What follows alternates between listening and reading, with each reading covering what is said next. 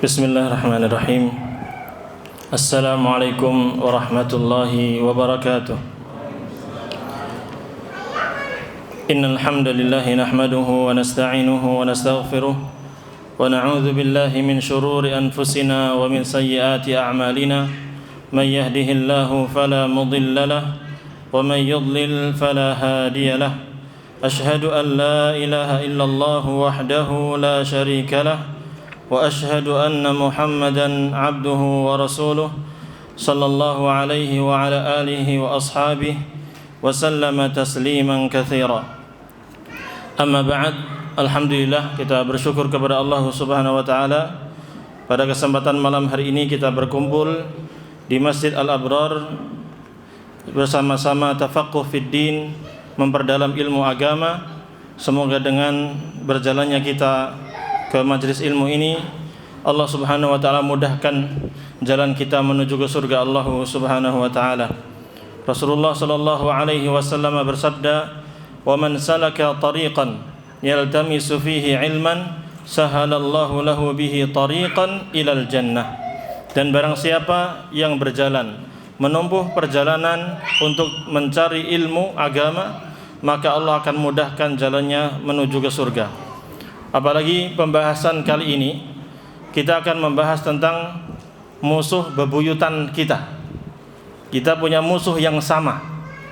Bahkan ini musuhnya manusia yang sangat berbahaya sekali, di mana permusuhan ini dimulai sejak diciptakannya Nabi Adam alaihissalam. Dan Allah Subhanahu wa taala senantiasa mengingatkan kita. Di berbagai ayat dalam Al-Quranul Karim, Allah sebutkan kisahnya agar kita waspada. Ya, Allah Subhanahu wa taala mengisahkan dalam Al-Baqarah, dalam surat Al-A'raf juga, dalam surat Shad, dengan kisah yang hampir sama. Hanya beda redaksi dan beda pembicaraan sedikit saja. Namun perbedaan redaksi dan perbedaan pembicaraan itu bisa kita ambil faedah yang penting di sana. Tapi yang jelas kita punya musuh yang harus kita ingatkan kepada diri kita, istri kita dan anak-anak kita, serta kaum muslimin yang menginginkan kebahagiaan di dunia dan di akhirat. Allah Subhanahu wa taala mengisahkan tentang iblis la'natullahi alaih, di mana Allah Jalla wa ala mengatakan dalam surat Al-A'raf misalnya, "Wa laqad khalaqnakum tsumma shawwarnakum." Dan sungguh kami telah menciptakan kalian wahai manusia, kemudian kami membentuk kalian. Yaitu awalnya Allah Subhanahu wa taala menciptakan Nabi Adam, lalu Allah bentuk dengan sempurna, ya. Lalu Allah perintahkan para malaikat, "Tsumma qulna lil malaikah usjudu li Adam." Kami katakan kepada para malaikat dan orang-orang yang ada saat itu, termasuk di situ ada iblis, ya, Allah perintahkan, Allah langsung yang perintahkan, usjudu li Adam, sujudlah kalian kepada Adam. Sujud bukan untuk ibadah, bukan untuk menyembah Adam, tapi untuk memuliakan Adam. Karena Allah menyatakan, walaqad karramna bani Adam, dan sungguh kami telah memuliakan anak cucu Adam, termasuk Nabi Adam juga dimuliakan oleh Allah Subhanahu wa taala. Dan Allah Subhanahu wa taala memerintahkan para malaikat dan jin saat itu, termasuk di situ ada iblis, itu diperintahkan untuk sujud. Usjudu li Adam. Fasajadu illa iblis. Maka semuanya sujud yang ada saat itu, semuanya sujud memuliakan Nabi Adam alaihissalam, illa iblis lam yakum minas sajidin. Kecuali iblis, dia tidak termasuk orang yang sujud. Dalam ayat yang lain surat Al-Baqarah Allah mengatakan, aba wastakbara wa kana minal kafirin. Dia menolak perintah Allah. Lihat, Allah yang memerintahkan dia, Allah yang memerintahkan dia sujud, enggak mau dia. Aba, menolak perintah tersebut, wastakbara, dan sombong, wa kana minal kafirin, dan dia termasuk orang-orang yang kafir. Ya, bagaimana kesombongannya ini? Ya, Allah Subhanahu wa taala tanya, wahai iblis, qala ma mana'aka alla tasjuda idh amartuk. Wahai iblis, apa yang menahanmu, yang menghalangimu untuk sujud, ya, ketika aku perintahkan kepadamu? Aku yang memerintahkan, Allah yang memerintahkan iblis, tapi iblis menolak perintah Allah Subhanahu wa taala. Ya, Dalam ayat yang lain surat Shad misalnya, ayat yang ke-75, Allah Subhanahu wa taala mengatakan dengan redaksi lain, "Ya iblis, ma mana'aka an tasjuda lima khalaqtu biyadai." Wahai iblis, apa yang menghalangimu untuk sujud kepada Adam yang saya ciptakan dengan kedua tanganku? Ini diantara keistimewaan Nabi Adam, Allah sendirilah yang langsung menciptakannya dengan kedua tangannya yang mulia, yang sesuai dengan keagungan dan kebesaran Allah Jalla wa'ala. Allah langsung. Istimewa ini makhluk ini. Kenapa engkau tidak mau sujud kepada dia? Kenapa engkau tidak mau menghormati dia? Astakbarta am kunta minal alin? Apakah engkau sombong sekarang, merasa dirimu lebih besar? Engkau menolak perintahku? Apakah engkau termasuk orang yang tinggi, merasa tinggi daripada yang lainnya? Lihat, bukannya dia bertobat, bukannya dia mengaku kesalahannya, namun dia justru menentang Allah Subhanahu wa taala dan menjawab Allah, membantah Allah dengan apa? Analogi yang salah. Dia beranggapan dirinya lebih baik daripada siapa? Adam. Dia mengatakan, "Ana khairum minhu, khalaqtani min nar wa khalaqtahu min tin." Lafaz yang sama, redaksi yang sama ada di surat Al-A'raf dan juga surat Shad. Ya Allah, saya ini lebih baik daripada Adam. Saya lebih baik daripada dia. Engkau ciptakan aku dari api, sementara engkau ciptakan dia dari tanah. Iblis mengatakan bahwa api lebih baik daripada apa? Tanah. Padahal secara fakta dan penelitian para ulama, itu tanah jauh lebih baik daripada api. Tapi demikianlah kesombongan. Seseorang kalau sudah sombong, merasa dirinya lebih baik, ya sudah. Mau argumen seperti apa, menolak. Dia mengatakan, saya lebih baik daripada Adam, karena engkau ciptakan saya dari api, sementara Adam engkau ciptakan dari tanah. Nah, ini kesombongan luar biasa. Ya, menolak perintah Allah Subhanahu wa taala dengan analogi. Ya, ini hendaknya kita jauhi analogi-analogi, ya, akal-akal yang akal-akalan yang tidak benar. Jangan sampai kita gunakan otak kita, akal kita, analogi kita untuk menentang syariat Allah Subhanahu wa taala. Karena inilah kesalahan siapa? Iblis di awal-awal diciptakannya Nabi Adam. Ya, bukannya tobat, dia malah menentang Allah Subhanahu wa taala. Maka Allah Subhanahu wa taala pun murka kepada iblis dan Allah mengatakan, qala fakhruj minha fa innaka rajim wa inna 'alaika la'nati ila yaumiddin. Maka keluarlah engkau dari surga wahai iblis. Sesungguhnya engkau adalah orang yang terkutuk, dijauhkan dari rahmat Allah Subhanahu wa taala.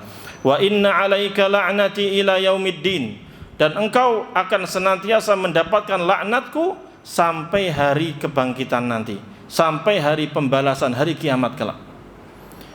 Maka inilah konsekuensi dari menentang Allah Subhanahu wa taala. Maka Allah keluarkan dia, iblis ini dari surga, karena surga tidak pantas diduduki, ditinggali oleh orang-orang yang sombong, yang durhaka kepada Allah Subhanahu wa ta'ala. Maka ketika mendengar laknat dari Allah Subhanahu wa ta'ala, murka Allah Subhanahu wa ta'ala tadi, dia kenapa enggak tobat saat itu? Ya sudah, Allah takdirkan dia demikian. Dia masih menentang lagi. Seandainya setelah itu dia tobat lagi, mungkin Allah masih menerima, karena dia masih hidup saat itu. Ya, dia menentang Allah, tapi dia sombong, bahkan terus-menerus menentang Allah Subhanahu wa taala, bahkan bukannya tobat malah minta dikekalkan. Dia pengen enggak sendirian di neraka. Dia pengen enggak sendirian mendapatkan laknat, tapi dia juga pengen mendapatkan kekuatan, pasukan yang banyak yang bisa menemani dia menuju ke neraka tersebut. Maka dia mengatakan, Rabbi anzirni fa'anzirni ila yaumi yub'atsun. Ya Allah, tolong tunda saya. Maksudnya tunda pencabutan nyawa saya, biar saya panjang umurnya sampai hari di mana manusia dibangkitkan, sampai hari kiamat. Maka Allah kabulkan atau tidak? Allah kabulkan. Kenapa kabulkan? Enggak usah tanya, itu Allah yang menetapkan. Dan pasti ketetapan Allah itu pasti ada hikmahnya, Ada tujuannya. Kenapa Allah takdirkan itu semua terjadi? Tujuannya untuk mengetes kita. Kita mau pilih siapa? Pilih Allah atau pilih iblis? Sekarang kita mendengarkan ayat ini ketika iblis minta, ya Allah, anzirni ila yaumi yub'atsun. Ya, tolong tunda saya sampai hari kiamat, hari di mana manusia dibangkitkan. Maka dia kekal. Maksudnya hidupnya panjang. Ini satu saja, iblis saja. Adapun jin yang lain itu tidak. Jin yang lain masih bisa hidup, masih bisa mati maksudnya. Umurnya pendek. Tapi kalau yang iblis ini satu saja ini, ya, mbahnya jin ini, nah inilah yang kekal. Maksudnya lama sampai hari kiamat baru mati dia. Ya. Kemudian lihat bagaimana tekadnya iblis la'natullahi alaih ketika Allah Subhanahu wa taala kabulkan dia untuk bisa hidup lama di dunia. Maka dia mengatakan qala fa bi'izzatika la ughwiyannahum ajma'in. Maka demi kemuliaanmu ya Allah, aku benar-benar akan menyesatkan mereka semuanya. Mereka ini siapa? Semua manusia, anak cucu Adam. Bahkan enggak cukup dengan manusia yang akan disesatkan oleh iblis, bangsa mereka sendiri, bangsa jin juga disesatkan sama siapa? Iblis. La ughwiyannahum ajmain. Saya akan sesatkan mereka semuanya. Illa ibadaka minhumul mukhlasin. Kecuali hamba-hambamu di antara mereka yang terpilih, yang ikhlas. Sebagian qiraah membaca ya mukhlisin, yang ikhlas. Maka lihat, inilah tekadnya iblis la'natullahi alaih. Dan Allah Subhanahu wa taala sampaikan dengan redaksi yang berbeda. Kalau tadi iblis mengatakan bahwa saya akan sesatkan mereka semuanya. Nah, secara umum sesatin aja poin dibuat mereka menyimpang dari jalan Allah Subhanahu wa taala. Sesat biar mereka masuk neraka. Makanya Allah mengatakan apa namanya? Innama yad'u hizbahu liyakunu min ashabis sa'ir. Iblis itu hanya mengajak kelompoknya agar mereka menjadi penghuni neraka. Karena tadi iblis sudah enggak mungkin masuk surga karena sudah dilaknat, dikeluarkan dari surga. Maka dia cari teman. Ya, enggak cukup 1-2 kali, ribuan jutaan dia akan ajak mereka masuk ke dalam api neraka. Nah, di surat Al-A'raf Allah Subhanahu wa taala akan jelaskan dengan detail bagaimana perangkap-perangkap dan belenggu-belenggu yang akan dilakukan oleh iblis dalam rangka menyesatkan manusia. Ya, dia mengatakan qala fa bima aghwaytani la aq'udanna lahum siratakal mustaqim. Ya Allah, karena engkau sudah menyesatkanku, maksudnya engkau sudah membuat aku menjadi orang yang sesat, ya, mengeluarkan aku dari surga dan melaknatku sampai hari kiamat, maka aku akan bertekad kuat untuk menyesatkan mereka semuanya. Aku akan duduk, ya, berada di jalan yang lurus dan berusaha untuk menghalangi mereka dari jalan yang lurus. Ini jalan yang lurus, iblis akan berada di situ menggembosi kita biar jangan lanjut. Antum belok kiri atau kanan, jangan lurus. Itu tekadnya iblis. La aq'udanna lahum siratakal mustaqim. Saya akan betul-betul sesatkan mereka, palingkan mereka dari jalanmu yang lurus. Allah Subhanahu wa taala telah turunkan Al-Qur'an, dan sebelumnya ada kitab Taurat, ada Zabur, ada Injil, dan juga kitab-kitab yang dibawa oleh para nabi dan rasul. Kalau mereka mengikuti itu selamat. Tapi kalau iblis, apa yang dilakukan? Berusaha untuk membuat manusia dan jin tidak mengikuti wahyu yang datang dari Allah Subhanahu wa taala. Nah, dan kira-kira berhasil atau enggak? Dia mengatakan dengan sangat sombongnya, lihat, di hadapan Allah saja dia masih sombong. Saya betul-betul akan sesatkan mereka dari jalanmu ya Allah. Menantang Allah Subhanahu wa taala. Kemudian mengatakan, "Tsumma la'atiyannahum min baini aydihim wa min khalfihim wa an aymanihim wa an syama'ilihim wa la tajidu aktsarahum syakirin." Kemudian saya akan betul-betul mendatangi mereka, ya, mengepung manusia dan juga jin juga dikepung sama dia dengan menggoda dari mana? Dari arah depannya, dari arah belakang, dari arah kanan, dan juga dari arah apa? Kiri. Berarti semua penjuru kita diserbu sama iblis dan juga bala tentaranya ini. Kemudian iblis mengatakan, wala tajidu aktsarahum syakirin. Dan engkau ya Allah gak akan mendapati kebanyakan hambamu itu menjadi orang yang bersyukur. Ini tekad dia.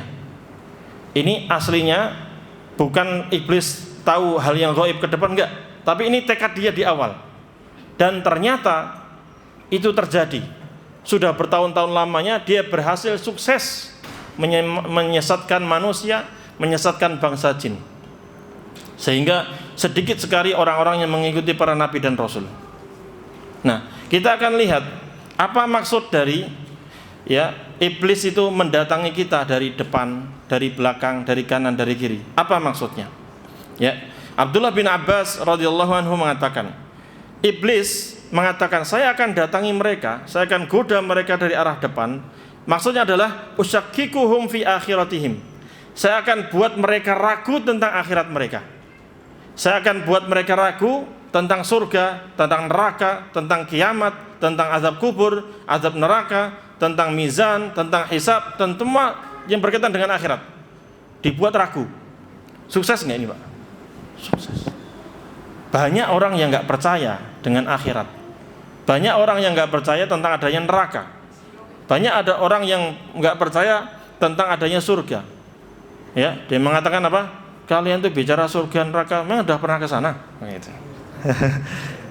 Kenapa itu? Iblis, laknatullahi alaih, sudah berhasil menyesatkan mereka. Kemudian saya akan datangi mereka juga dari belakang. Maksudnya apa? Uraghibuhum fi dunyahum. Saya akan buat mereka cinta kepada dunia. Pikirannya adalah dunia. Gimana dia melampiaskan syahwatnya terhadap dunia. Dia lalai dari akhirat. Kalau mencari dunia untuk menolong dia ibadah, menafkahi istri-istri dan juga anak-anak kita, maka itu boleh, baik. Cuman yang jadi masalah adalah ketika dunia itulah menyibukkan dia dari apa? Ibadah. Sibuk urusan dunia, dengar azan pura-pura nggak dengar, nggak datang ke masjid, nggak sholat, lupa terhadap akhirat. Itulah misinya iblis dan terlaksana. Banyak orang-orang yang lalai terhadap akhirat, terhadap agamanya, nggak peduli terhadap agamanya karena sibuk mengurusi apa? Dunia. Uang demi uang yang dia pikirkan, kenikmatan dunia yang dia pikirkan, kesenangan foya-foya dunia saja, nggak peduli kepada akhirat. Kemudian ketika iblis mengatakan saya akan goda mereka dari arah kanannya, Abdullah bin Abbas mengatakan ai usyabbihu alaihim amra dinihim. Saya akan buat mereka tidak paham tentang urusan agama mereka.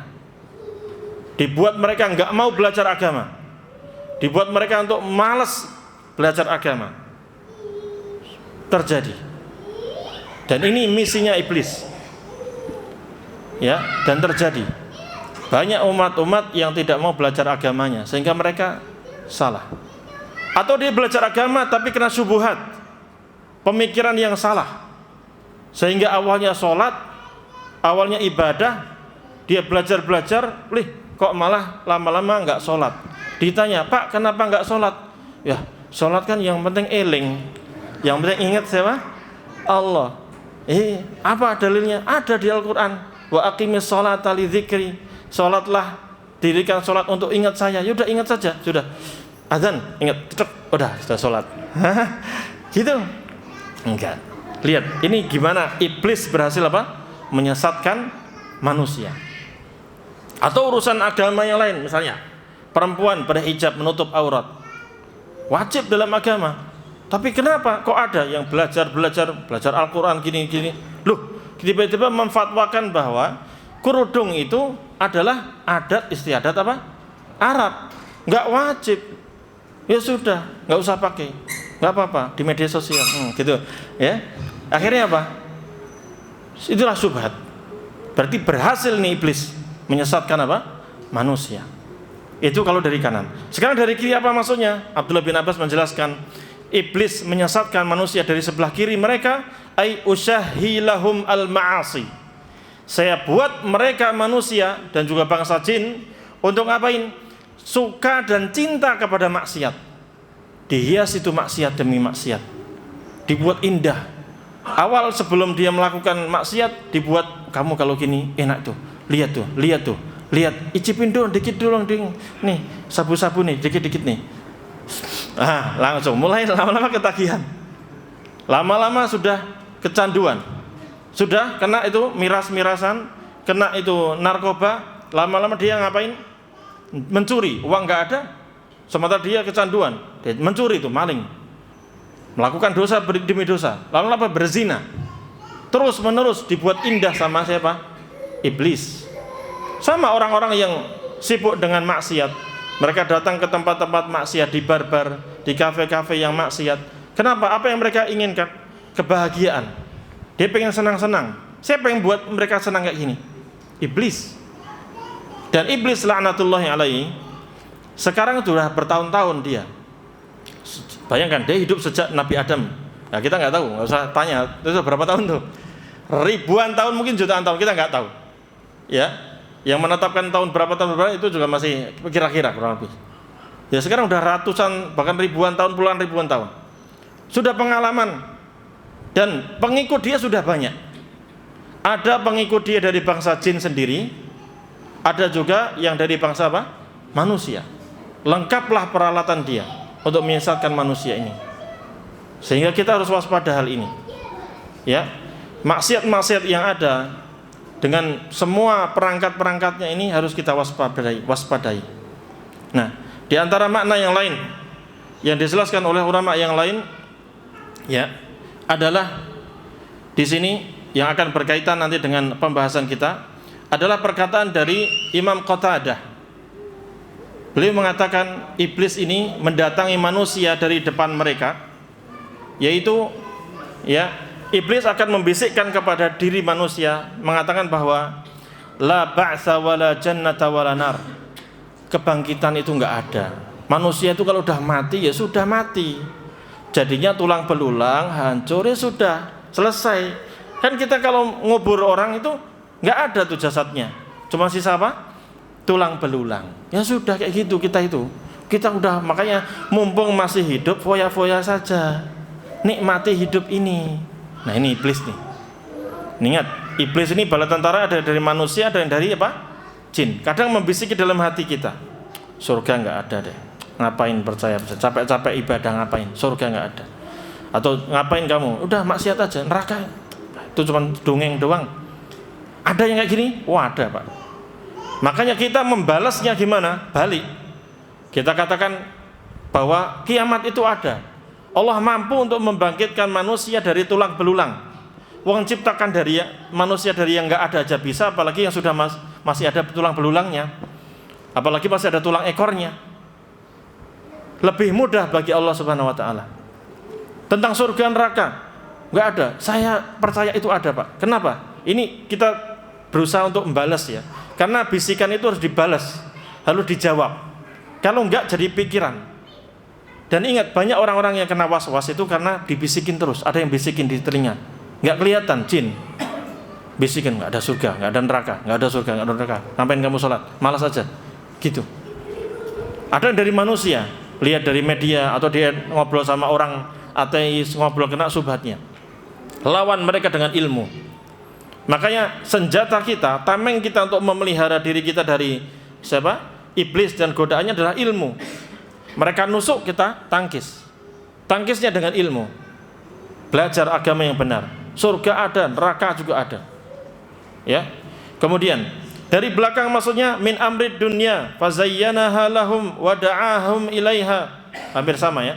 Jadi iblis akan menyesatkan kita ya dari arah belakang kita. Maksudnya iblis akan membuat kita merasakan indahnya dunia, sibuk dengan dunia kita. Ya, iblis akan mengajak kita untuk pilih dunia aja Pak. Ketika ditawari antara akhirat dengan dunia, dia akan memilih apa? Dunia. Lebih berat ke urusan dunia. Sekali lagi, dunia ini itu sebenarnya adalah kendaraan. Kalau kita gunakan untuk akhirat, sampailah kita ke akhirat. Tapi kalau kita cuman di sini doang, nggak buat kemana-mana, nggak mikir akhirat, ya sudah, ini hilang, kita nggak dapat akhirat. Makanya ada sebuah bait syair yang mengatakan, inna lillahi ibadan futana talaqud dunya wa khaful fitana nadharu fiha falamma alimu annaha laysa lihayyin watana ja'aluha lujjatan wattakhadhu salihal a'mali fiha sufuna. Sesungguhnya Allah Subhanahu wa taala itu memiliki hamba-hamba yang sangat cerdas.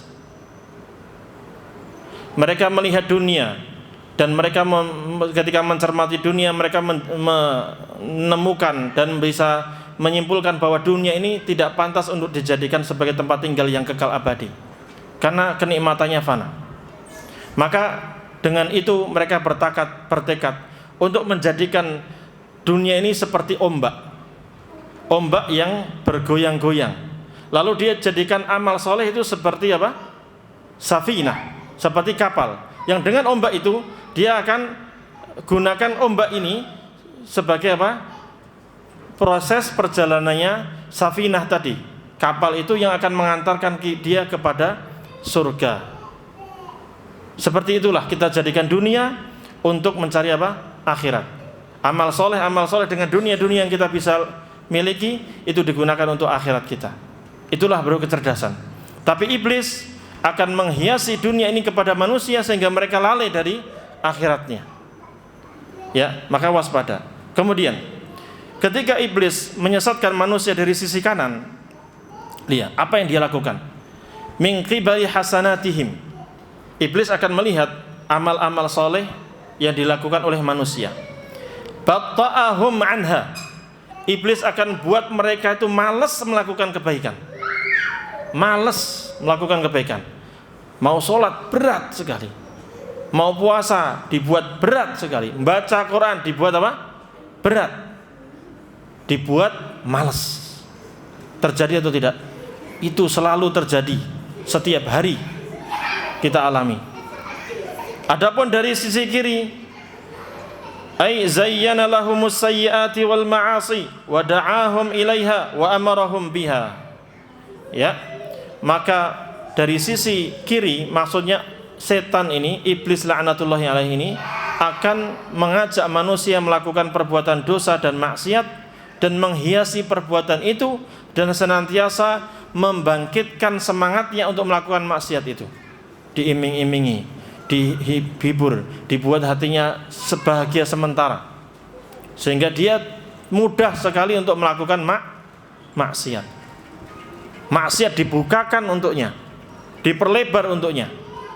Kalau dia menggoda manusia ini dari sisi yang tidak terlihat, enggak kodal, enggak dapat jawaban, manusianya menolak, maka dia akan goda dari sisi orang lain.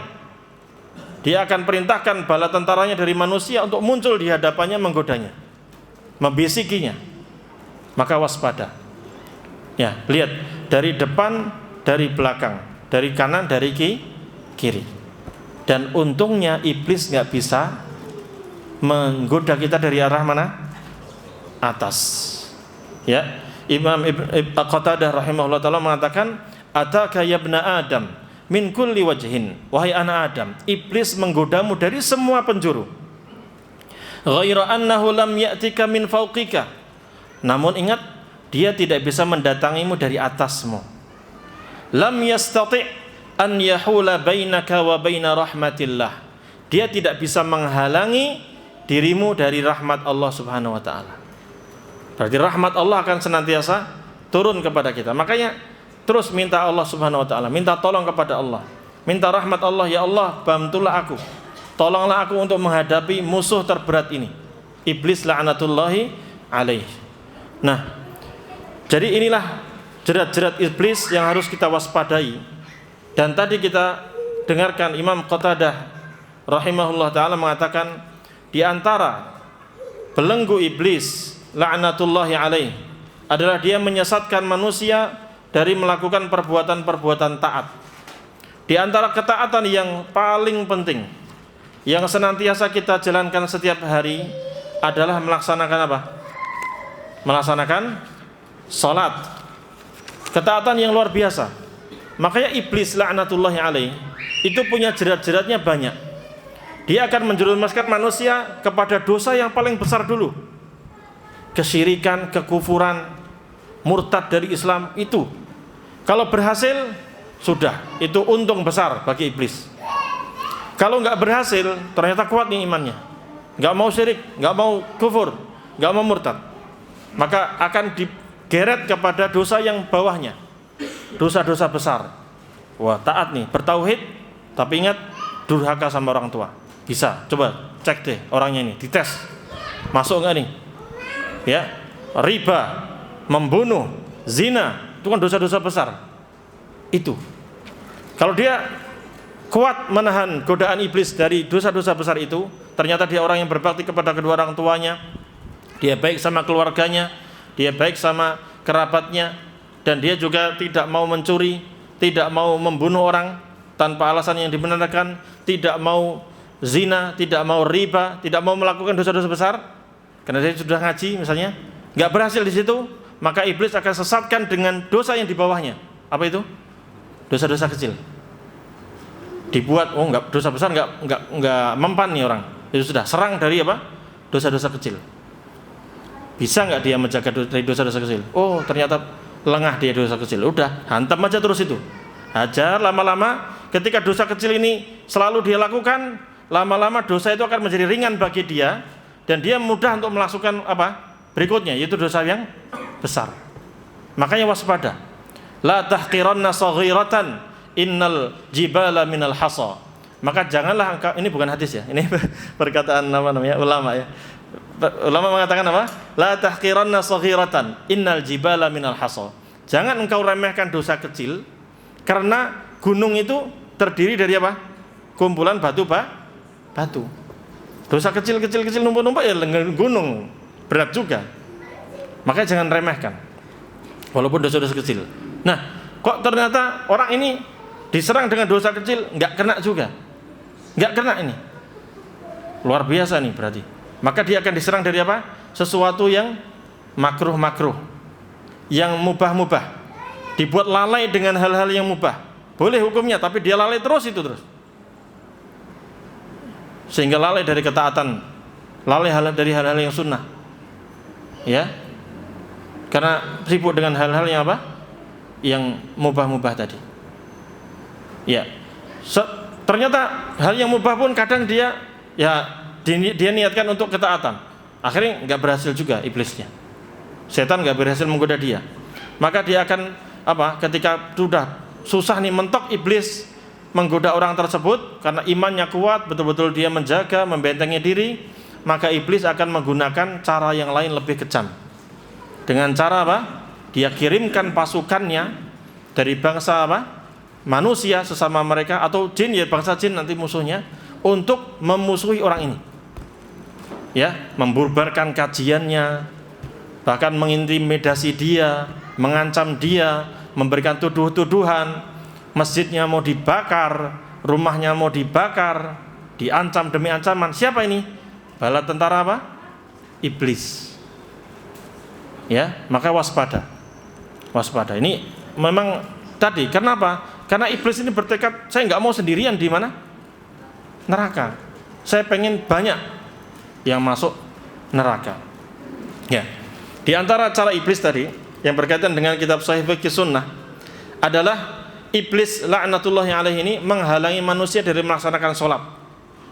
Kita perhatikan hadis ini, an Abi Hurairah radhiyallahu anhu, dari Abi Hurairah semoga Allah meridai beliau, anna Rasulullah sallallahu alaihi wasallam qala, bahwa Rasulullah sallallahu alaihi wasallam bersabda, ya'qidu syaitanu ala qafiyati ra'si ahadikum.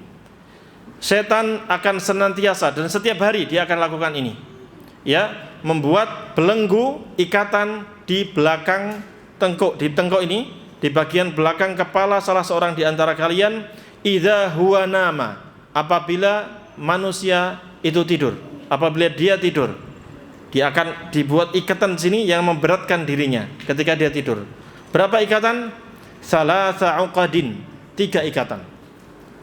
Yadribu kulla uqdatin alaika lailun tawil farqud. Di setiap ikatan itu selalu ada bisikan apa? Mas, waktu masih panjang, malam masih panjang, tidur. Berarti dia menghalangi manusia dari apa? Salat.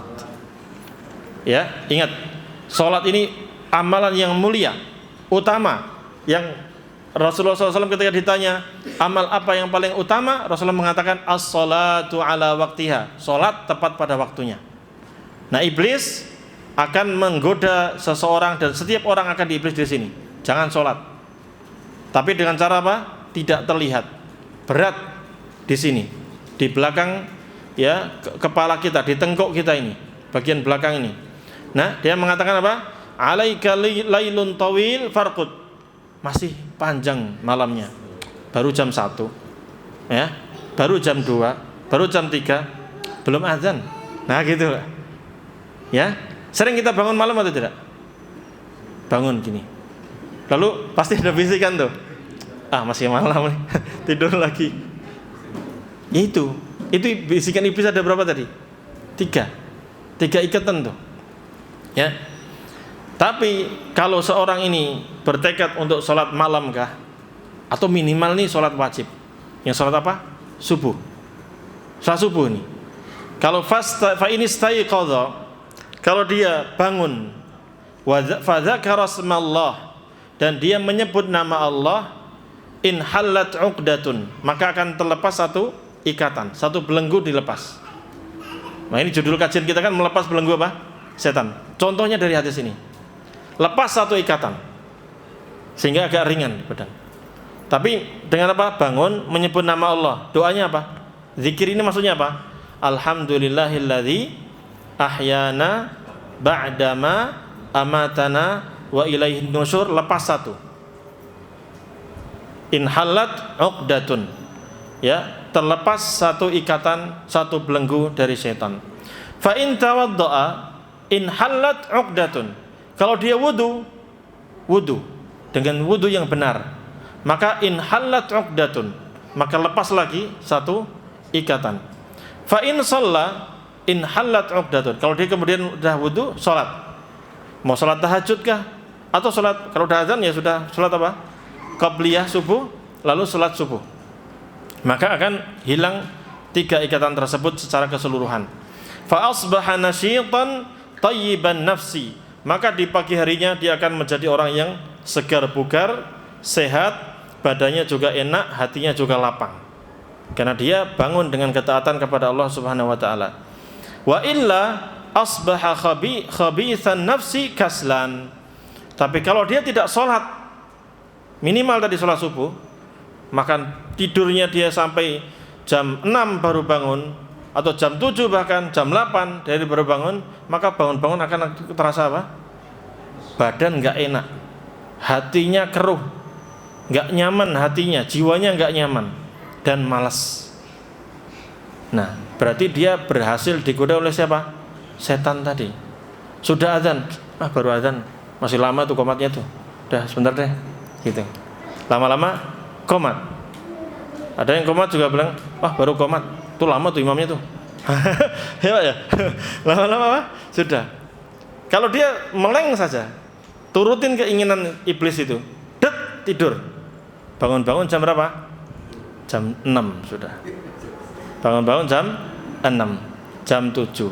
Baru nyesel, ya Allah, ente salah tadi. Sudah dibangunin, ya kan gitu. Ya.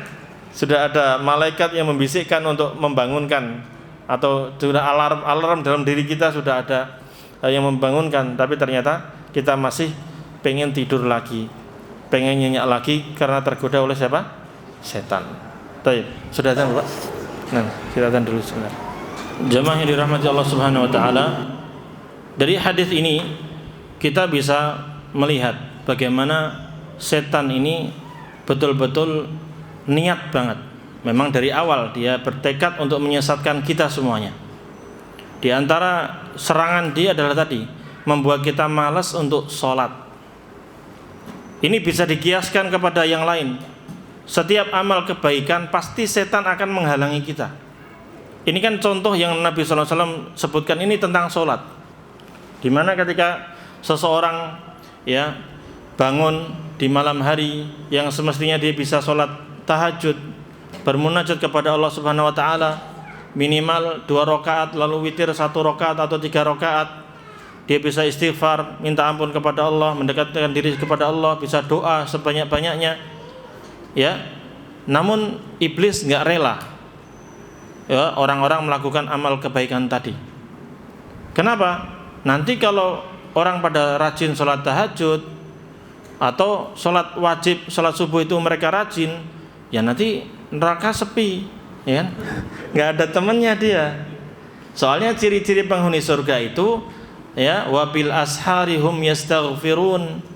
Mereka ini ya serajin istighfar di waktu sahur. Tatajafa junubuhum 'anil madaji'. Ya, punggung mereka itu jauh dari tempat tidur. Maksudnya mereka sholat malam, ya, tahajud. Ya.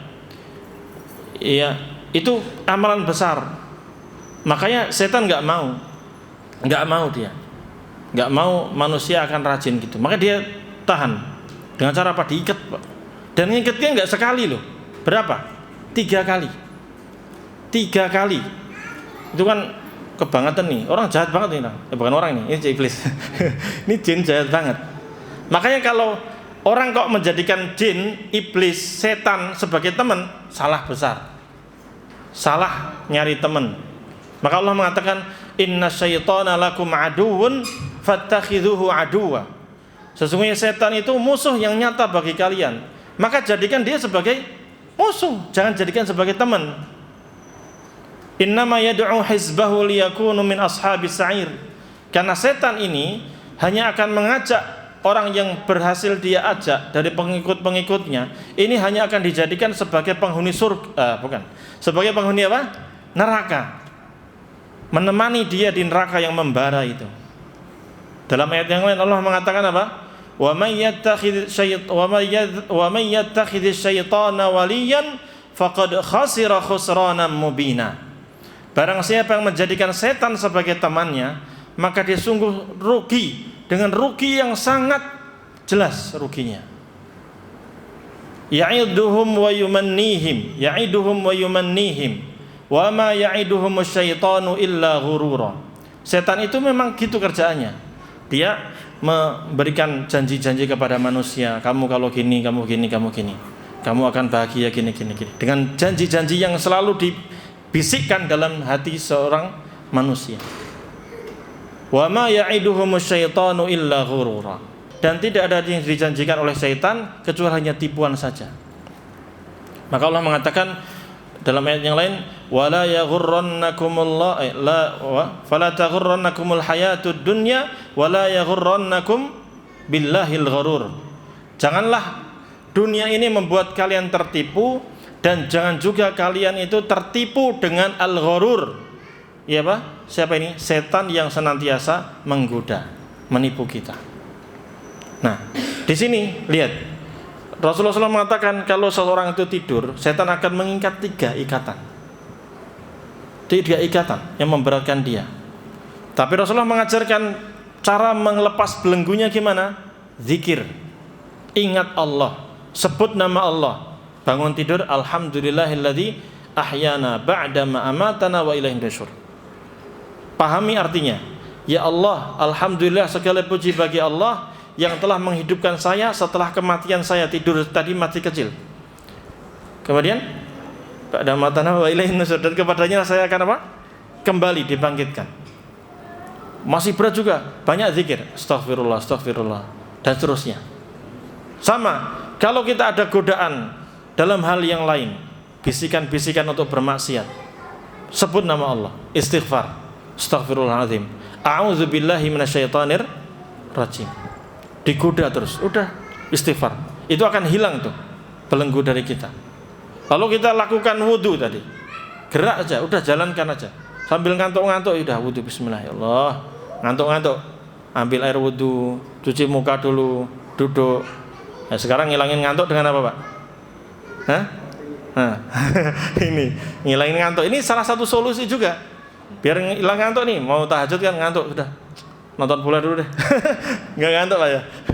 Nonton bola sebentar doang, tapi ya jangan lama-lama. Hilang ngantuknya langsung wudu.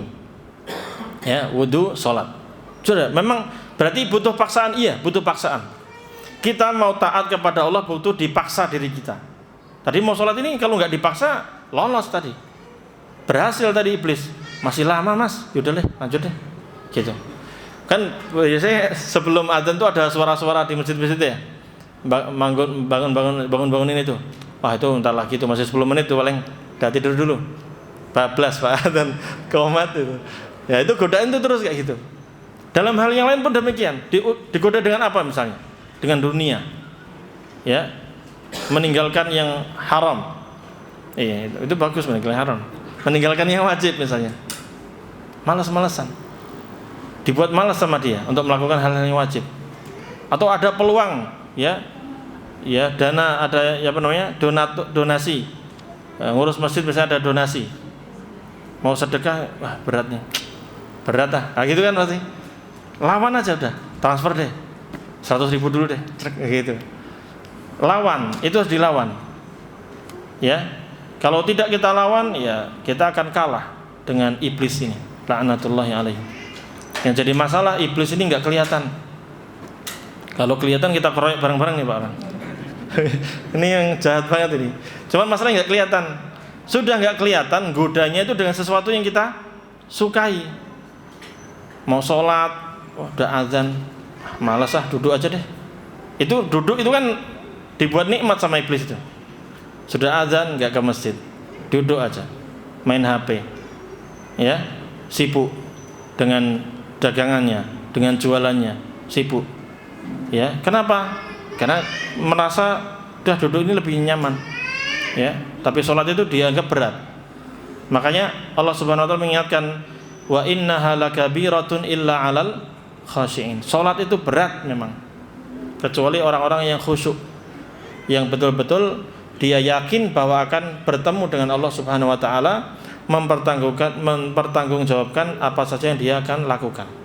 Makanya dari kajian kali ini semoga Allah Subhanahu Wa Taala bimbing kita untuk senantiasa melawan bisikan-bisikan iblis dan bala tentaranya, baik dari bangsa jin ataupun bangsa manusia.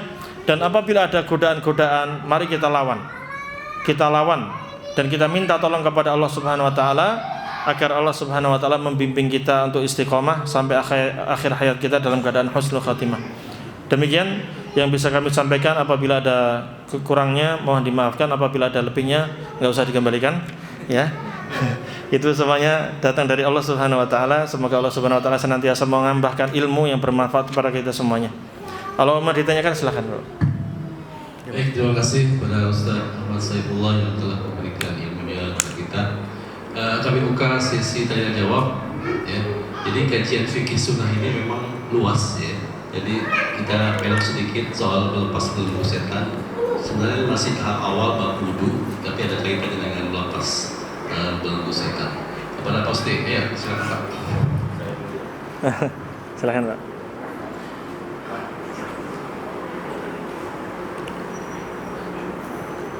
Bismillahirrahmanirrahim. Assalamualaikum warahmatullahi wabarakatuh. Ustaz, pertanyaan pertama, apa bedanya jin, setan, iblis? Pertanyaan pertama. Pertanyaan kedua, setahu saya bahwa iblis itu adalah makhluk jin yang paling taat hidup di dunia, kemudian diangkat oleh Allah jadi makhluk langit. Selama 100.000 tahun dia jadi ahli ibadah di langit pertama, naik ke langit kedua selama 100.000 tahun, sampai di langit ketujuh selama 100.000 tahun. Dan dia saking hebatnya diangkat oleh Allah jadi pemimpinnya para malaikat. Kalau nggak salah namanya Azazil. Namanya siapa? Azazil. Ya, lanjut. Kemudian dalam sebuah hadis qudsi Allah berfirman bahwa akan ada makhluk langit yang nanti akan menjadi penghuni neraka. Saking takutnya semua malaikat itu datang kepada Azazil, kepada iblis ini, minta didoain agar mereka tidak menjadi penghuni neraka. Tapi iblis lupa, dia mendoain semua malaikat, dia tidak mendoakan dirinya, hingga akhirnya dia diazab oleh Allah. Belum diazab ya, tapi paling tidak sudah diusir dari surga. Dan jadi pertanyaan adalah, pada saat kita bercita-cita ingin menjadi sesuatu atau menjadi seseorang. Misalnya saya ingin menjadi pemain bulu tangkis, kemudian datang Pak Ketua Masjid kita ini ngelatih saya, dan saya jadi pemain bulu tangkis hebat. Cita-cita saya tercapai. Demikian pula juga iblis. Pada awalnya Allah bercita-cita ingin menjadikan manusia sebagai khalifah di atas muka bumi ini. Atas peran iblis, cita-cita Allah terlaksana. Jadilah manusia sebagai khalifah di atas muka bumi. Terlepas dari iblis nggak mau sujud sama Adam, kemudian dia sombong. Terlepas dari itu, apakah ada ucapan terima kasih lah istilahnya dari Allah kepada iblis? Iya, ini pertanyaannya aneh ya, aneh. Iya, aneh. Ya, pertanyaannya aneh. Apakah ada penghargaan yang diberikan Allah kepada iblis karena keinginan Allah menjadikan manusia sebagai khalifah di muka bumi ini terlaksana? Saya kira itu. Assalamualaikum warahmatullahi wabarakatuh. Ya. Susah. Baik. Pertanyaan kedua dulu. Ini butuh referensi yang kuat, yang valid. Yang jelas di Al-Quran tidak dijelaskan bagaimana dulu kisah iblis sebelum diperintahkan untuk sujud kepada Adam. Di Al-Quran tidak ada. Bahwa tadi disampaikan bahwa iblis itu bangsa jin, memang bangsa jin. Memang kalau iblis bangsa jin, iya, betul. Kana minal jinni fafasaqa an amri rabbi. Iblis ini dulu memang bangsa jin dan dia durhaka kepada Allah Subhanahu wa taala, tidak mau melaksanakan perintah Allah Subhanahu wa taala. Itu jelas dalam Al-Qur'an. Cuman sejarah iblis, apakah dulu dia bangsa jin lalu dia adalah manusia atau jin yang paling taat semuka bumi, lalu bahkan dia diangkat sama Allah karena saking taatnya, saking mulianya dia diangkat sama Allah di langit 1, 2, 3 sampai 7, sehingga bahkan menjadi pemimpinnya siapa? Para malaikat dan seterusnya tadi, cerita yang panjang tadi Bapak. Ini saya tidak tahu referensinya. Yang jelas ini hal yang gaib, butuh dalil dari Al-Quran, jelas nggak ada. Kalau dari hadis, apakah ada? Saya belum dapat. Nah, kalau Bapak dapat boleh nanti kirimin. Kemudian, kalaulah itu di Israiliyat, misalnya riwayat Israiliyat, maka berita Israiliyat itu tidak bisa dibenarkan 100%, tapi juga nggak bisa disalahkan. Karena bisa benar, bisa salah. Cuman nggak bisa dijadikan patokan sebagai kebenaran. Hanya saja demikian. Jadi itu perlu berarti Pak, perlu referensi yang kuat tentang itu. Soalnya ini hal yang gaib. Apalagi ada pertanyaan bahwa apakah iblis itu berjasa atas dijadikannya siapa? Adam atau anak cucunya manusia itu sebagai khalifah di atas muka bumi ini. Kalau di Al-Qur'an di surat Al-Baqarah itu Pak, itu kan Allah mengatakan wa idz qala rabbuka lil malaikati inni ja'ilun fil ardi khalifah. Dan ingatlah ketika Tuhanmu yaitu Allah Subhanahu wa taala berkata kepada malaikat, sesungguhnya aku menjadikan di muka bumi ini seorang khalifah. Jadi di sini bukan cita-cita, tapi betul-betul Allah ciptakan, menjadikannya. Dan ketika terjadi itulah kehendak Allah. Enggak ada peran iblis di situ. Jasa iblis gitu, lalu Allah bersyukur sama iblis, enggak. Ya itu makanya riwayat itu Pak, kisah yang menarik tadi itu perlu referensi yang kuat, betul atau tidaknya. Ya itu Pak, jadi butuh referensi yang kuat untuk mengetahui sejarah iblis yang sesungguhnya itu. Tapi meskipun demikian, ya Allah Maha tahu bahwa tadi iblis itu juga semulia, seandainya pun dia jin paling mulia, tapi karena dia durhaka sama Allah, ya sudah habis semuanya itu. Apalagi Allah mengatakan dia aba wastakbara wa kana minal kafirin. Iblis ini sudah menolak perintah Allah, membantah Allah Subhanahu wa taala, durhaka luar biasa. Ya, kita bantah orang tua aja enggak berani, dan itu pun dosa besar, apalagi membantah Allah langsung, bisa ngomong sama Allah langsung bantah, ngawur banget. Orang ngawur nih. Kalau ketemu keroyok aja Pak itu. Ya, ini iblis nih. Ya ini durhaka banget. Dan Allah mengatakan wa kana minal kafirin, dan dia termasuk orang kafir. maka semua perbuatan dia sebelum itu hapus, nol, hilang. Kenapa? Kufur. Sombong, menolak kebenaran dari Allah Subhanahu wa taala. Itu yang kedua, Bapak. Yang pertama, apa bedanya jin, iblis dan setan? Jin itu adalah bangsa yang Allah Subhanahu wa taala ciptakan, bangsa sendiri yang ada di alam gaib. Sama seperti manusia, ada juga bangsa sendiri yang punya karakteristik sendiri. Kalau manusia kita ini kelihatan, kalau jin itu enggak kelihatan, aslinya tidak kelihatan. Allah mengatakan apa? Innahu yarakum huwa wa qabiluhu min haitsu la tarawnahum. Sesungguhnya dia melihat kalian wahai manusia, dan juga kabilahnya, maksudnya bangsa jin itu bisa melihat kalian wahai manusia, min haitsu la tarawnahum, di mana kalian manusia tidak bisa melihat mereka. Itu hukum asalnya. Walaupun kadang-kadang muncul seperti di zaman Nabi, jin itu muncul ketika ngambil sebagian harta zakat yang dipegang sama siapa? Abu Hurairah radhiyallahu anhu. Muncul itu dengan sosok yang seperti itu. Dan Nabi SAW juga memberitahu jin itu ada yang bentuknya ular, ya, ada yang bentuknya apa? Anjing hitam dan macam-macam. Ada yang bisa terbang, ada yang bisa masuk ke ke laut, menyelam. Nah, itu bangsa jin, sebuah bangsa yang Allah ciptakan untuk tujuan apa? Agar mereka menyembah kepada Allah. Mereka juga sama seperti kita. Wa ma khalaqtul jinna wal insa illa liya'budun. Tidaklah aku ciptakan jin dan manusia kecuali agar mereka menyembah kepadaku, kepada Allah Subhanahu wa taala. Itu jin. Adapun iblis itu adalah bagian satu orang dari kelompok jin itu. Maka Allah mengatakan dalam surat Al-Kahfi, kana minal jinni fa fasaqa an amri rabbih. Iblis itu dari bangsa jin. Dan namanya ya iblis itu, Pak. Iblis itu nama dia yang ada dalam Al-Qur'an ya. Teman tadi Azazir tadi? Nama awalnya. Azazir. Nah, itu perlu cek itu riwayatnya dari mana kalau itu. Tapi ya, insyaallah valid. Kalau di Al-Qur'an kan jelas tadi Allah mengatakan apa? Ya iblis.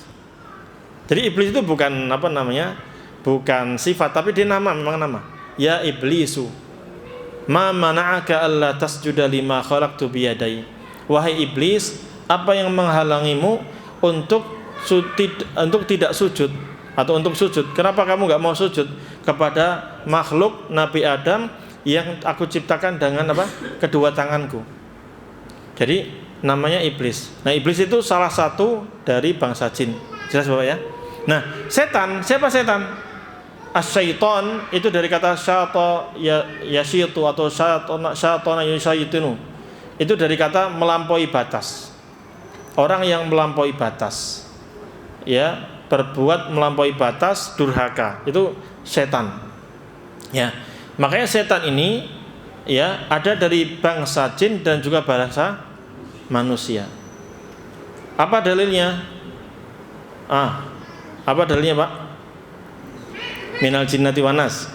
Itu juga salah satu dalilnya, bahwa godaan itu ada dari jin dan dari bangsa manusia.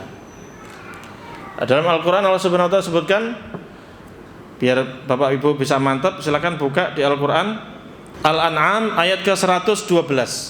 Al-An'am 112. Di situ dalil bahwa setan itu ada dari bangsa jin dan juga dari bangsa manusia.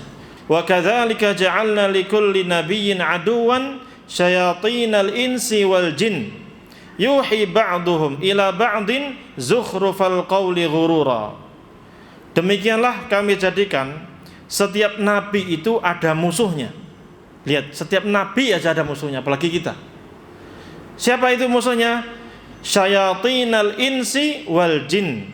Setan-setan dari bangsa manusia dan juga bangsa jin. Apa yang mereka lakukan?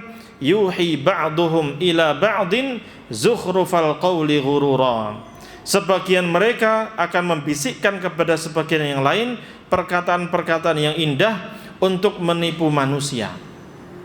Jadi Allah Subhanahu wa taala mengatakan bahwa nabi itu juga ada musuhnya. Tadi tahapan iblis menyesatkan tadi apa? Kufur. Enggak mungkin nabi itu kufur. Enggak mungkin nabi melakukan dosa kufur, syirik, enggak mungkin. Dosa besar enggak mungkin juga. Dosa-dosa kecil ya mungkin sekali dua kali ada enggak? Pernah nggak sebagian nabi melakukan kesalahan? Ada, tapi sudah Allah maafkan. Jadi iblis nggak bisa tuh nyesatin nabi itu. Bahkan Allah memang sudah lindungi para nabi itu. Makanya apa terakhir yang bisa dilakukan oleh jin iblis laknatullahi alaih? Dia kerahkan pasukannya dari bangsa jin dan juga bangsa manusia. Dari jin ya cari jin pentolan-pentolan yang preman-premannya diserang dia. Dari manusia pun demikian. Ya, bahkan tokoh-tokoh di masyarakatnya para nabi dan rasul sering mereka membunuh siapa? Para nabi dan rasul. Itu gerakannya siapa? Makarnya iblis laknatullah alaih. Sampai sebagian para nabi dan rasul itu ya dibunuh, dikejar-kejar. Nabi Isa itu diapain sama mereka? Dikejar, mau dibunuh. Dan itu kebiasaan orang Yahudi. Enggak suka sama nabi ya sudah. Ya. Fa fariqan kadzdzabtum wa fariqan taqtulun. Sebagian didustakan, enggak dipercaya, sebagian dibunuh. Ya, itu. Jadi itulah setan, Bapak ya. Nah, makna setan. Baik. Demikian, silakan berikutnya. Ya, baik, terima kasih. Ada lagi? Pak Tono. Assalamualaikum warahmatullahi wabarakatuh. Waalaikumsalam. Kepada Ustaz, saya mau bertanya tentang iblis yang membantah ataupun tidak melaksanakan perintah Allah untuk sujud pada Adam. Alasannya iblis itu katanya dia lebih baik penciptaannya dari api, sedangkan Adam dari tanah. Nah, apakah ada pernyataan sebelumnya dari Allah bahwa api itu lebih baik daripada tanah gitu? Terima kasih. Waduh. Baik. Apakah ada pernyataan dari Allah bahwa api itu lebih baik daripada tanah? Iya, kenapa kok iblis sampai bilang gitu ya? Enggak tahu, Pak. Enggak tahu, enggak ada. Pak, dalam Al-Qur'an tidak disebutkan, dalam hadis juga tidak disebutkan. Cuman saya lupa apakah Imam Ibnul Qayyim rahimahullah taala atau siapa? Ada seorang ulama yang menulis bahwa dia menjabarkan bahwa ternyata tanah itu lebih mulia daripada api. Nah itu, cuman saya lupa siapa ulamanya. Kemudian rinciannya seperti apa, insya Allah kita carikan, insya Allah. Jadi sebenarnya itu kayak alibi aja Pak, alasan doang, alibi dari iblis. Nah, silahkan Pak. Satu lagi dari Iwan, kemudian ke Ahmad. Ya, lagi satu lagi dari Iwan. Wah, ini langganan nih. Pak Salid deh, masya Allah. Silahkan Pak. Assalamualaikum Ustaz. Waalaikumsalam. Ustaz, kita kenal konsep yang harus kita imani, setan itu kan musuh yang nyata. Yeah. Kemudian ada juga manusia yang baru dilahirkan itu dalam keadaan fitrah. Bagaimana cara kita memahami dua konsep yang seakan berbeda? Artinya, mengapa manusia yang baru dilahirkan itu fitrah, sementara setan yang bahkan belum lahir itu dimusuhi? Artinya memang kita harus beriman dengan itu. Bagaimana cara kita memahami dua konsep yang seakan-akan tidak seimbang? Terima kasih. Ulangi, pertanyaan ulangi. Konsepnya kan setan itu kan ditunjuk, sudah ditetapkan sama Allah sebagai musuh yang nyata gitu. Kemudian manusia itu dilahirkan dalam keadaan fitrah.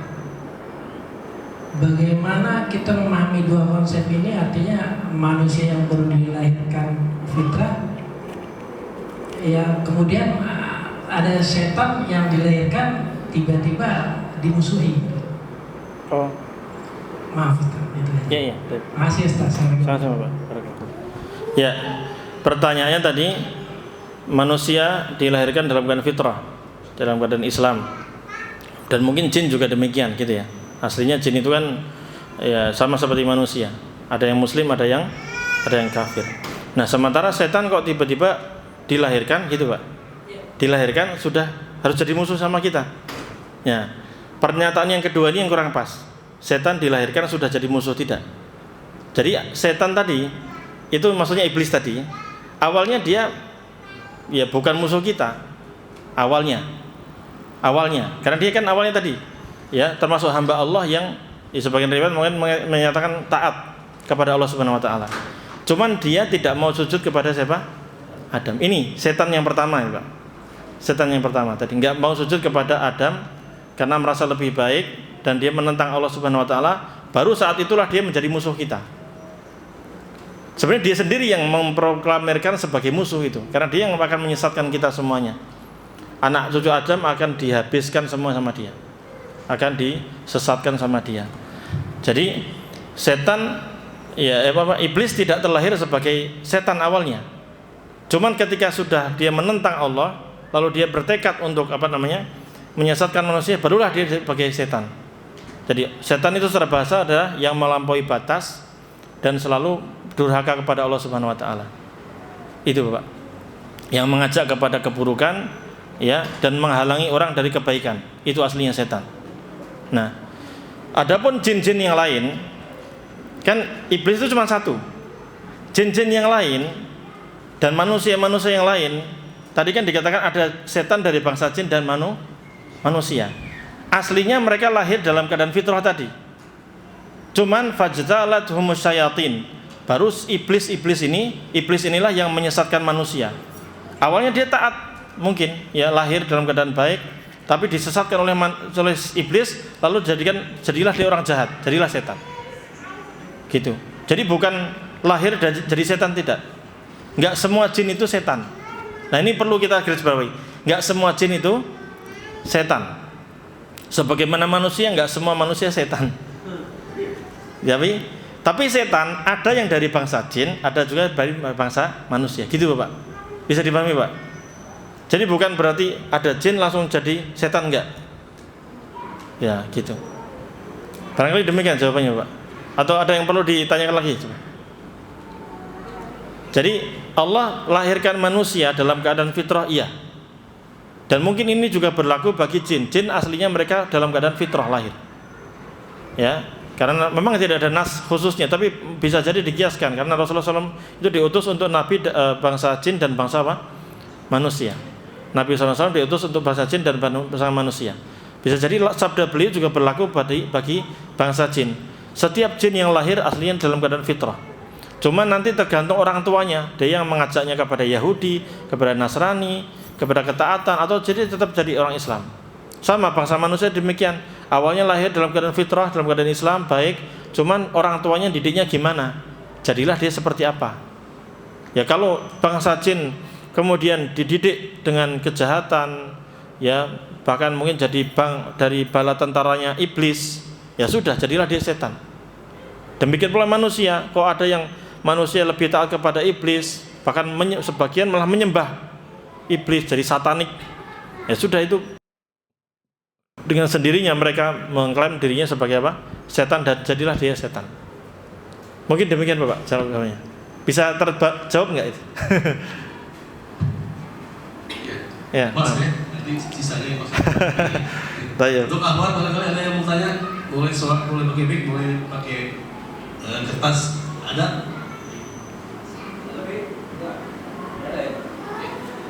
Karena ada balik lagi, itu Pak. Baik, assalamualaikum warahmatullahi wabarakatuh. Waalaikumsalam warahmatullahi wabarakatuh. Ustaz, tadi kan dikatakan manusia itu diikat dengan 3 ikatan Ustaz. Yang pertama melepas ikatan dengan berzikir kepada Allah. Yang kedua dengan berwudu. Yang ketiga dengan bersolat. Nah, sekarang kondisi mepet kebangun, tapi mepet waktu muazan. Tapi dalam kondisi ngantuk berat ya. Kita mau menjalankan sholat tuh berat banget ngantuknya gitu. Itu gimana Ustaz solusinya? Ada istri kan, pijetin dulu Pak. Pijetin, hilang ngantuknya insyaallah. Udah mepet sholat, sudah azan. Memang harus dilawan Pak, begitu dilawan. Nah, sekarang ini Ustaz. Ya. Dalam posisi sholat itu kan kita dalam posisi ngantuk berat, kita kan nggak boleh terus sholat Ustaz. Karena kalau sholat dalam ngantuk itu kan hilang-hilangan nih Ustaz. Kadang sadar, kadang nggak sadar. Itu gimana tuh posisi sholat yang seperti itu Ustaz? Ya, sholat dalam keadaan ngantuk berat itu tidak boleh. Bahkan Nabi SAW memerintahkan untuk apa? Tidur dulu. Ya, tidur dulu. Itu kalau mau betul-betul berat. Tapi itu berlaku bagi sholat apa? Sunnah. tahajud kalau ngantuk-ngantuk tidur dulu. Tapi kalau sudah subuh bangun dan ini wajib nih, kita kan wajib kali ini, nggak bisa ditinggal, ya sudah, kita cari cara lain, gimana biar otak kita fresh, biar kita bangun, biar nggak ngantuk. Banyak caranya, Bapak lebih paham insya Allah. Jadi bisa ngopi dulu sebentar. Ngopi yang cepat tapi ya, udah komat nih soalnya. Ngopi bangunin. Kalau saya pribadi Pak, kadang saya paksa. Apalagi sholat ini saya harus di depan posisinya. Itu harus dipaksa. Dan sering saya paksa sendiri, ya sudah. Ngantuk-ngantuknya gimana, sudah bangun, baca doa sambil jalan, wudu, nyalain motor, jalan. Pelan-pelan aja, pelan-pelan. Gitu. Iya sambil memang berat Pak, apalagi subuh ya. Subuh berat. Malam habis begadang atau ada kerjaan, kemudian pagi-pagi bangun itu berat. Tapi memang dipaksain jalan udah, nanti kalau naik motor pelan-pelan gitu, ya sudah. Lama-lama juga hilang. Sambil lihat tuh ada yang nongkrong, ada yang nonton ini. Nah, itu nanti hilang insyaallah Pak. Iya kan? Apalagi malam. Misalnya di Masjid Al-Fatah itu kan tahajud malam. Jam berapa itu? 1:30 Pak ya? 1:30. Itu berat banget tuh. Berat banget. Ya makanya gimana? Ya udah, bangun, wudu, jalan aja sambil ngantuk-ngantuk pelan-pelan gitu. Pelan-pelan, udah sampai masjid insyaallah hilang ngantuknya. Ya gitu. Dipaksain, perlu dipaksa. Kalau itu hal yang wajib tadi. Tapi kalau sholat sunnah tadi seperti apa? Tahajud dari memang Rasulullah SAW memerintahkan apa? Tidur dulu. Tidur sebentar. Khawatirnya apa? Khawatirnya nanti baca Quran malah baca yang lain, salah-salah. Apalagi doa Allahumma gfirli wali walidayya, misalnya malah doanya kemana-mana. Ya, gitu. Wallahu a'lam bishawab. Kayaknya kadang-kadang ngantuk plus junub kayaknya. Nah, kalau itu mandi, insya Allah hilang itu. Ngantuknya hilang Pak ya. Baik. Mungkin saya dari panitia Ustaz. Silakan Pak. Oh iya, silakan. Ustaz, bagaimana pendudukan ayat khalaqtani min nar wa khalaqtahu min tin dengan ayat Tariq kulikum mimma inda afik. Jadi dari anak ini dari sperma yang terpancar, menunjukkan dua ayat ini bagaimana? Oh ya, ya Nabi Adam diciptakan dari apa? Tanah. Adapun keturunannya setelahnya itu min sulalatim mimma imahin apa dari air yang tadi mimma indafik tadi. Ya dari apa keturunannya itu keturunan Nabi Adam baru dari air mani. Sebenarnya nggak bertentangan Bapak. Karena Nabi yang dari tanah itu siapa? Nabi Adam saja. Yang dari air mani anak keturunannya. Makanya di surat As-Sajdah itu Allah Subhanahu wa taala mengatakan apa? As-Sajdah. Ya gitu kurang lebih Allah ciptakan awalnya itu dari apa? Dari apa tadi? Tanah, itu Nabi Adam dari tanah, cuman keturunannya itu dari dari air mani. Ya Allah Subhanahu wa taala berfirman dalam surat As-Sajdah ayat 7 dan 8 dan seterusnya, Alladzi ahsana kulla syai'in khalaqah. Allah lah yang menciptakan segala sesuatu itu menjadi sangat baik. Allah sangat bagus sekali dalam menciptakan segala sesuatu. Wa bada'a khalqal insani min tin. Ini surat As-Sajdah. Insyaallah sering dibaca nih. Sujud As-Sajdah di hari Jumat. Allah itu mulai menciptakan manusia dari apa? Tin, tanah liat tadi. Baru tsumma ja'ala naslahu min sulalatin mimma immahin. Kemudian Allah ciptakan anak keturunan Nabi Adam itu dari mana? Dari air saripati apa? Air yang hina, maksudnya air mani. Ya sudah. Berarti keturunan kita manusia setelahnya dari air mani. Adanya pernikahan Nabi Adam dengan siapa? Hawa. Nah, jadi manusia itu diciptakan dari apa? Aslinya dari apa? Tanah.